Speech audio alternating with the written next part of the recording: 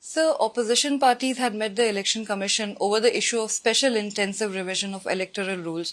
You have called it vote-bandi, and you have also said that the meeting that happened, it was not cordial and they did not hear you out. Now the exercise has already started. So what is the option before the India bloc parties? The first option is to make the people aware of the danger, because till now a lot of people still don't know. In fact, migrant workers, people who just go during election, go to Bihar and cast their vote, they don't really know what is at stake. So the first thing is we have to reach the people on a war footing. Second is we should assist the people. Now the point is people don't really have any of those identity proofs that the election commission wants. And in that case, how are they going to fill the enumeration forms? So I think people will be probably demonstrating. I don't know. Who will hear? If the election commission doesn't listen to us, maybe the district magistrates, maybe the EROs, maybe the BLOs. So I think people are already in Bihar, wherever people have come to know about it, they are agitating. They are very much apprehensive that this means disenfranchisement. So we are going to amplify their voice, organize them, and I think that is the most important task at the moment. So you have said that it will impact migrant workers at a large scale. There is a provision that has been highlighted that anyone who gets a voter ID card has to be ordinarily resident of that area. How do you see the impact of these things? Now, ordinarily resident, what the election commissioner told us, that maybe within a month, if the BLA or the BLO visits a house 3 times, so at least on one occasion they should be available. I think that is absurd. When people migrate for work, they migrate for months together and then they go back. In fact, if we remember the COVID lockdown period, so the people, all of the Bihar migrant workers, they walked back to Bihar. That tells us, what they are ordinarily resident of Bihar. That's their place. Now, this is a very artificial kind of distinction that they are making. I just saw the election commissioner talk about people owning a house in Delhi and owning a house in Patna. You are talking about house owners, but these are workers. These are workers and whose actually hutments are being bulldozed right now in Delhi. So this is, I think, mass disenfranchisement which is in store for the people of Bihar. And maybe we need more experience. So over the next few days, I think it will become very clear what this SIR is actually producing. And once the people are on the streets against this disenfranchisement, I'm sure people are not going to take it lying down. And this kind of vote-bandi, this kind of daylight robbery of people's voting right, obviously, this, at least in Bihar will not brook it. She has said it is going to impact the universal franchise that has been given by the Constitution of India, while EC is maintaining that eligible voters will not be left out. So, do you see any particular sections that would be specially impacted, and how do you see EC's reply to this? See, if you look at the list of those 11 indicative, those documents, now these are the documents that people don't have. The documents that people have, let's say Aadhaar, 80 to 90% coverage is already there. But Aadhaar is being discounted. People have voter card, people have ration card, they have driving license, they have job card. Now the kind of identity documents that the people actually have, the election commission doesn't count them. And the kind of documents that the election commission is insisting, let's say birth certificate, matriculation certificate, residential proof. No, these are things people don't really have. And when you can't produce the kind of documents, either election commission accept the documents that the people have, whatever documents they can produce. Otherwise, the only result can be mass deletion of names. And I don't know, in course of our meeting with the election commissioner said that there are a lot of allegations after Maharashtra. One particular allegation was, what allegation? This is a fact, that the voter list there, the size of the electorate exceeded the adult population. So I don't know if the EC is trying to, by reducing the number of voters drastically in Bihar, if they are trying to balance. So one wrong doesn't correct another wrong. So the two wrongs. So already we have seen one huge blunder in Maharashtra, huge it's a kind of scam, and we're going to see a bigger scam now in Bihar. So how do you see Aadhaar not being accepted as an identity proof? Because, Election Commission had been emphasizing on linking voter ID cards with Aadhaar. Now, Aadhaar is not approved this time.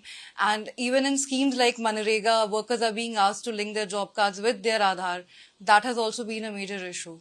So precisely, I think this is an afterthought because till the other day they were pressurizing people to link everything with Aadhaar, from opening a bank account to anything.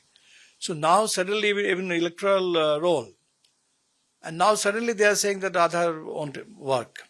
So definitely this is an afterthought, and I think the only purpose can be to inconvenience the people, harass the people, because they know the Aadhaar is the basic document now that probably the majority of people in India possess. So when you're calling it, comparing it with the NRC, so do you see a lot of people losing their citizenship through it? But Election Commission has said that it will not impact them. So how do you see that? No, I think, see, this is a catch-22 kind of situation. The Constitution says that every citizen has a voting right, right? And now if you are depriving people of their voting right, that almost amounts to depriving them of their citizenship. If they are, because this is precisely what you are doubting, that they are not India valid citizens.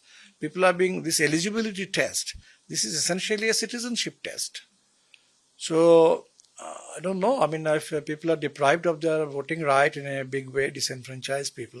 So are you talking of citizens, citizens with voting rights and citizens without voting rights? I don't know if we are trying to create two categories of citizens in India. And this is precisely what many people say, that some people will be reduced to second-grade citizens. So robbing people of their voting rights, this is the first step towards making a permanent group of second-class citizens, second-grade citizens in India. So at the same time, parties like JDU, LJP, HAM, they have all come out in support of this exercise. How do you see that? This is very, very surprising, because to the best of our knowledge, there has been no consultation with any parties. I don't know if there have been some consultation with some parties, if they have been taken on board, and that's why probably they don't see any problem with it. Otherwise, this is a common problem.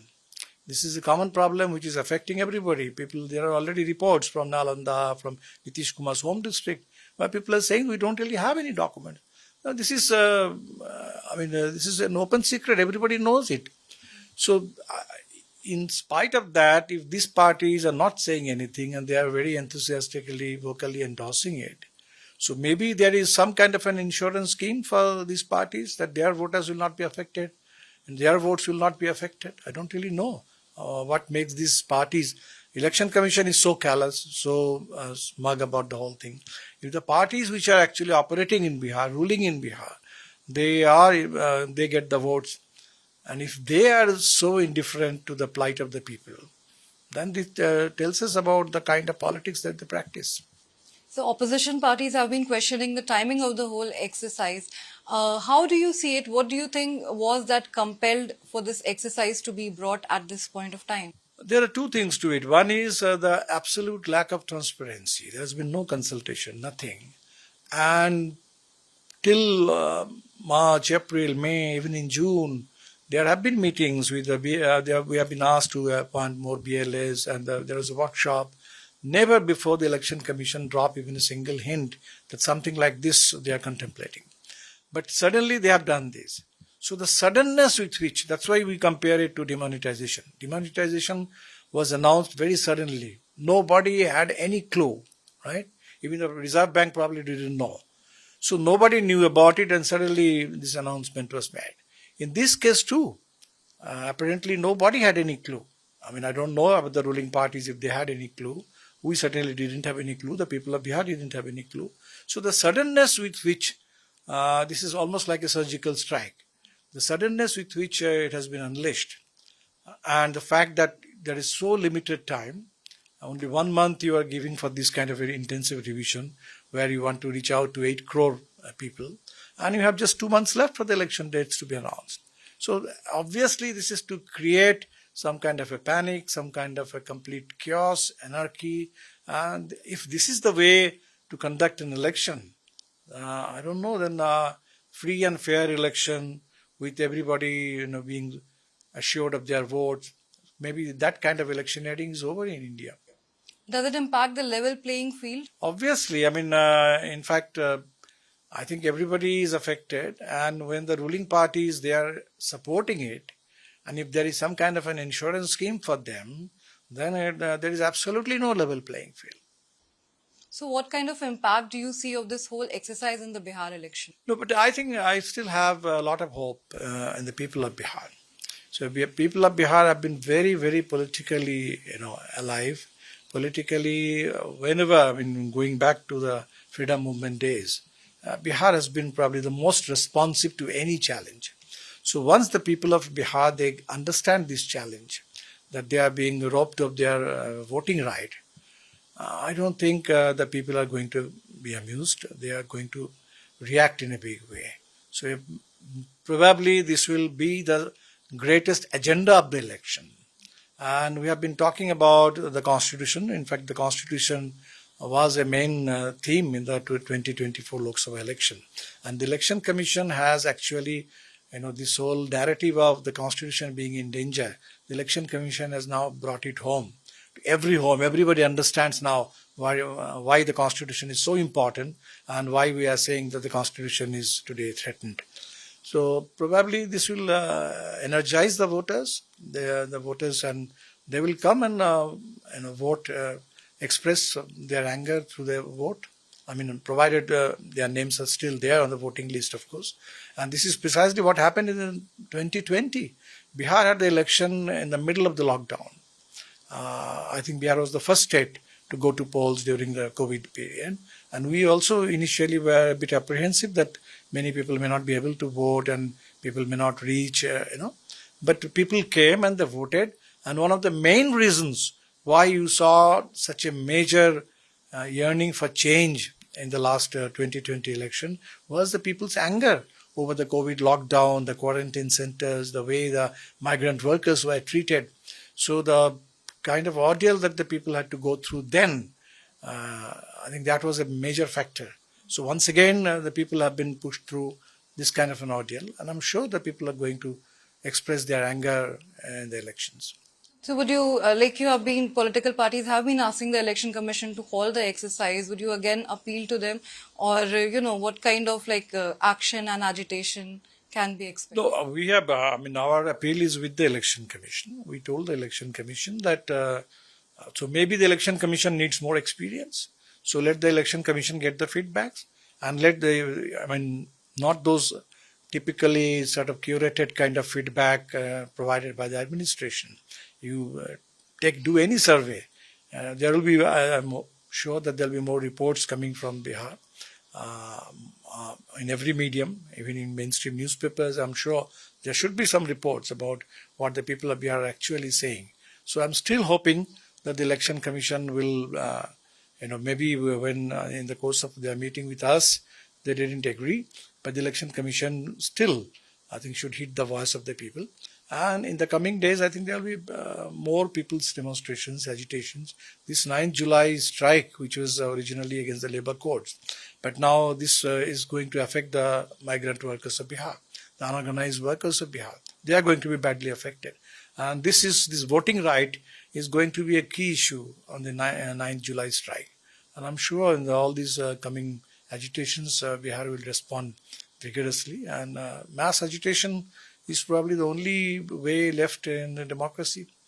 We will obviously expect the institutions, will obviously expect even the judiciary to respond adequately. But the people, whatever means they have at their disposal, they will definitely speak their minds.